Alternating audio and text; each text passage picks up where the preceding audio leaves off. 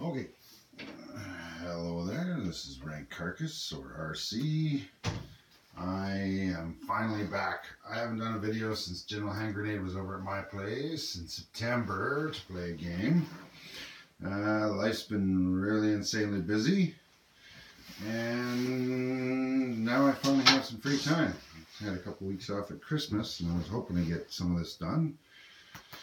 But, you know, other things happened, and now I'm in what, the 15th of January, or I think it might be the 16th now, because I'm working the late shift, so I'm off work today. I'm going to play a game with a few house rules, and yes, here is the new edition, and he's on my table, and I don't really care right now, because I don't have everything set up properly, and it's probably going to stay that way for a little bit till I kick him out of the room. Anyway, I'm just going to buzz over the game here quick. This will be the Australian color right here. The Netherlands Fight Back expansion will be in orange. White will be my Far East Command. Red, Japanese. The light green here is going to be China. The dark green is Allies Alignables. The yellow is Comintern controlled miners. So I've got that here, and I've also got it way over here in Spain. The dark gray in Spain here is going to be my Axis Alignables or aligned miners. So I've got them in here as the ones that they can, oh my, yes, okay. I got them as the aligned miners for the Axis. I've also got the, and you can see in Turkey here, the pumpkin orange from the original, or well, from Global Pacific. I actually didn't have a copy of Global Pacific when I first started playing this game, which is why I got the red for my older games. I played it, but it wasn't mine. Black for Germany, blue for France. This tan here for Great Britain. Then we've got the dark brown for Italy, and the kind of burgundy brown, Russian brown, whatever you want to call it, for Russia. And the, of course, olive drab for the US. The only thing that might be a little bit off on my game here, my factories, I keep playing with what colors to use. So I'm using these white ones here for majors, and the gray ones are minors. I'm going to have also these capital cities, which, my goodness, you've certainly swarmed all over here. Which are in the dark red. Alright. Pistachio is going to have to get off this table here. Come on. Get off. There we go. Alright. So yeah. Lost in the family for a friend here, and now I have a new cat.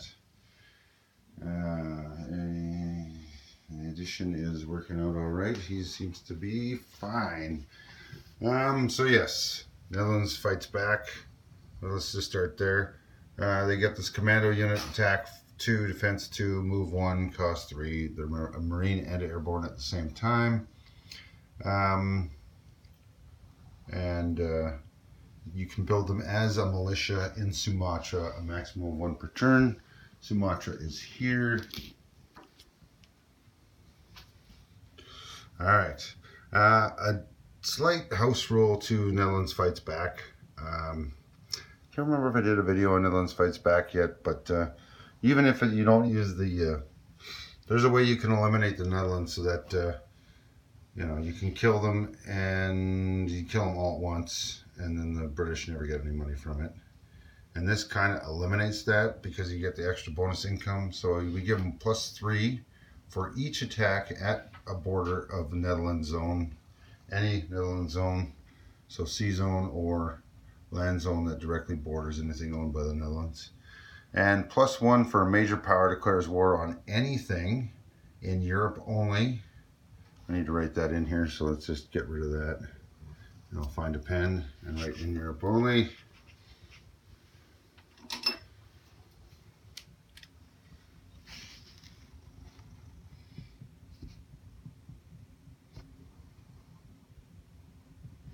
There we go.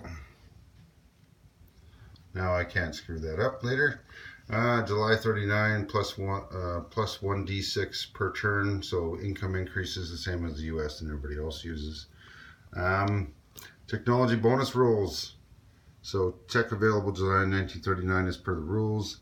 Can't use it till then. However, people weren't just building fancy farm equipment and not figuring out how to fly or anything like that. So it's unreasonable not to do any tech in advance. So each major power able to buy 1 roll per turn before July 39, but they can't use it until July 39.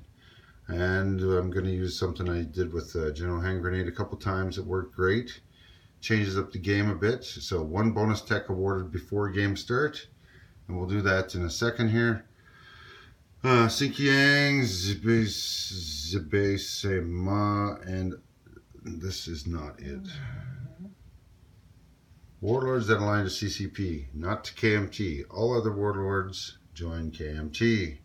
So that's just going to give 2 to the CCP. They're worth $0, but they border both Mongolia and Russia. So we'll see how that works out.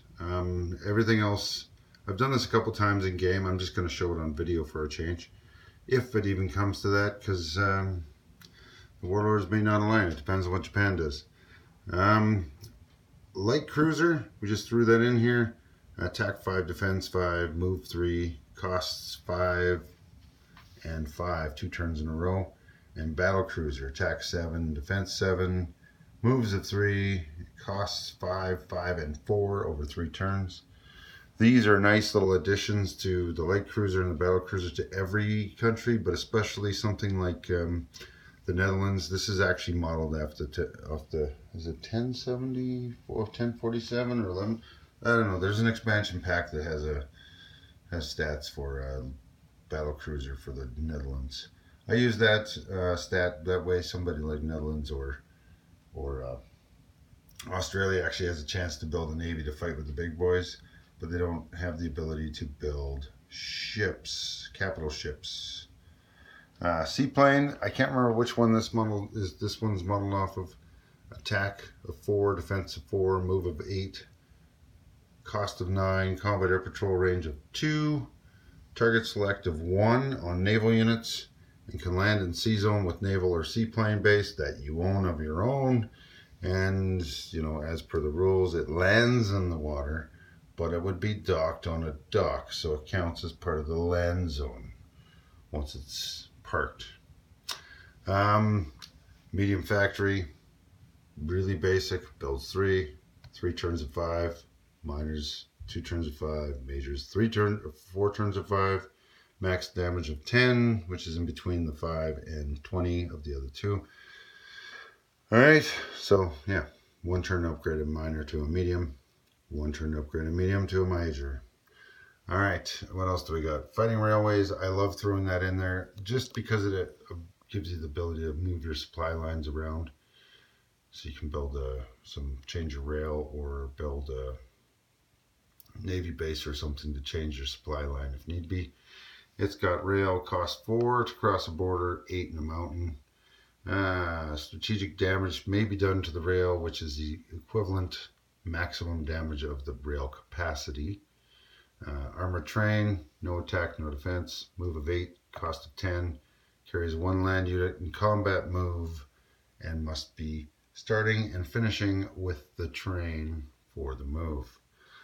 Railgun, attack 5, defense 2, move of 3, cost of 5. It's an artillery with first strike, but it does not give a support bonus to anybody. And it has the ability to, in an adjacent city, give a non-intercepted strategic bombing of 1 to 3 damage on a facility, or a carpet bomb roll at 5, single roll, on that same adjacent city.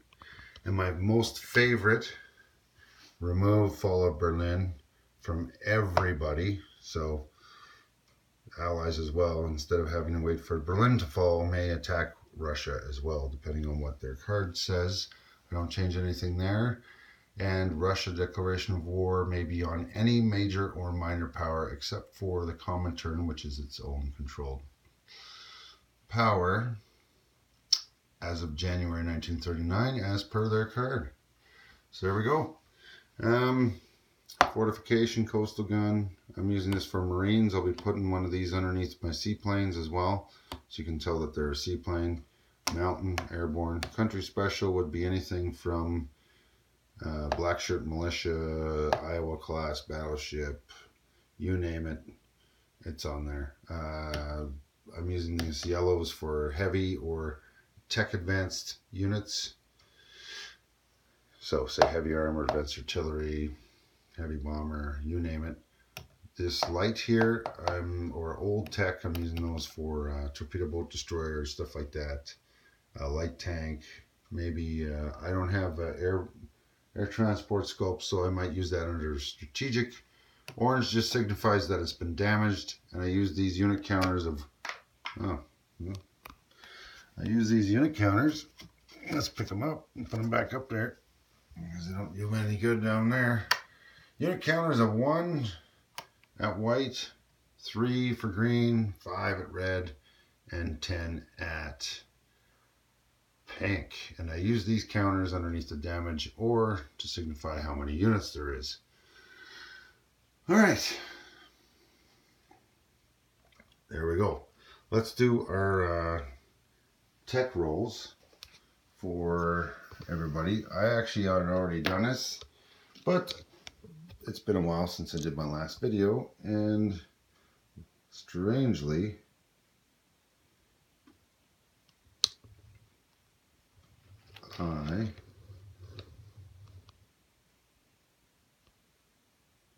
I did it in slow motion. Not sure how I didn't switch my video to slow motion halfway through, but you couldn't hear a word I said, and it made no sense, and turned it into like a 2-hour video instead of half an hour or less. All right, so let's take every one of these off here. We're gonna just do these in order of game. Give me a second here to rearrange things a little bit. There we go. And I got a China here. China's unlikely to come in, but on the off chance that China owns all of China and owns a major factory, it may start rolling for tech. So let's do this. We're going to say that the Germans are going to not pick radar. So if they roll a 10, they're going to get improved shipyards as a 13 instead. We're using a 12-sided die. Let's see what we roll. We roll a 9 for Germany, which is strategic rockets. Well, I guess the English channel may get busy with rockets. V1s and 2s there. That's kind of historical. Russia is going to not pick.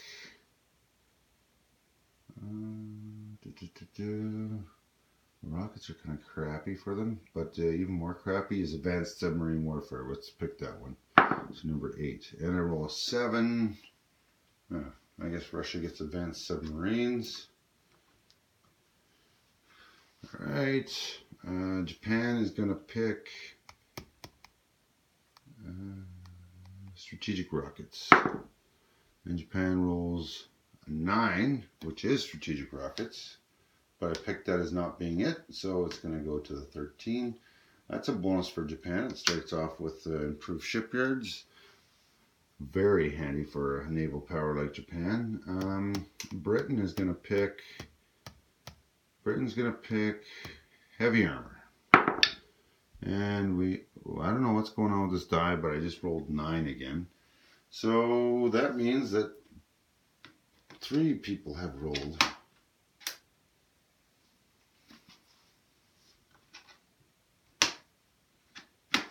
Yeah, my magnets are a little bit mangled, but that's okay. So there we go, strategic rockets for Britain and Germany. So we may actually have a very busy English channel with lobbing stuff back and forth. France is going to pick a unit, any kind of unit. We'll pick, say, heavy bombers, because they're expensive. We rolled a 10 for France, so France has radar. Don't know if they're going to use that or not. Should never know. Italy doesn't really want anything expensive, so let's take heavy bombers again. And Italy rolls a 10. Italy also gets radar. What is going on today? There we go. Italy also gets radar, and the U.S., United States, what do they want? They probably want everything except for strategic. Oh no, they want strategic rockets for that stupid bonus. So let's pick. We're not gonna roll for. We're not gonna roll for radar. And they rolled a 1, so the U.S. gets advanced artillery. And on the off chance trying to get something, we're just going to take advanced anti-submarine warfare away, and we're going to roll them a 12, improved factories. There we go. So that's where everybody sits. Free bonus tech, not available till July 39 for any of these, but the U.S. is going to have advanced artillery. That means +1 attack defense, same cost for artillery. That are built advanced. Advanced submarines for Russia. I guess Russia's going to go into some Navy. It doesn't have to build any of those though. Strategic rockets for both Britain and Germany. That could be a very busy English channel since they got a range of 2. So you can go across the water and land in London, or from London and land across the water in the Netherlands or something along the channel there. Improved factories for China, probably not going to happen, but I like doing it just in case, because I've seen 2 games now where China managed to leave its own borders and start crushing people. And then improved shipyards for Japan. I think there we go. Let's see what happens there. And yes, I will have a single roll per turn. You can pick any one, and you roll once until 39 of July, in which point you can roll as many. You can roll all 13 if you wish, but that's your call. All right, so I'm going to leave it there, and I'm probably going to start recording myself after I fix this table, recording my turns. I'm not sure how I'm going to do it. I may do each turn for each nation separate little video clips and then put them together, or I might just do a clip at the end of the full turn, especially in the early ones where not too much happens. Hey, this guy moved 1 ship around, didn't attack anything, and built these 3 dudes. Not exactly an exciting video, but maybe I will, because it kind of lets you see how I'm thinking and what I'm planning on doing here. So, or I just do one big video at the end of the turn saying, okay, it's the end of July 1936. This is what happened across the map. All right, I'm going to leave it there. Hopefully you enjoy this and either learn something or just feel entertained. Anyway, have yourself a good one, and yes, it's great to be making videos again. I just had too much other stuff on the go, and yeah, let's see how far we can get this series going. All right, see you in a bit. Bye.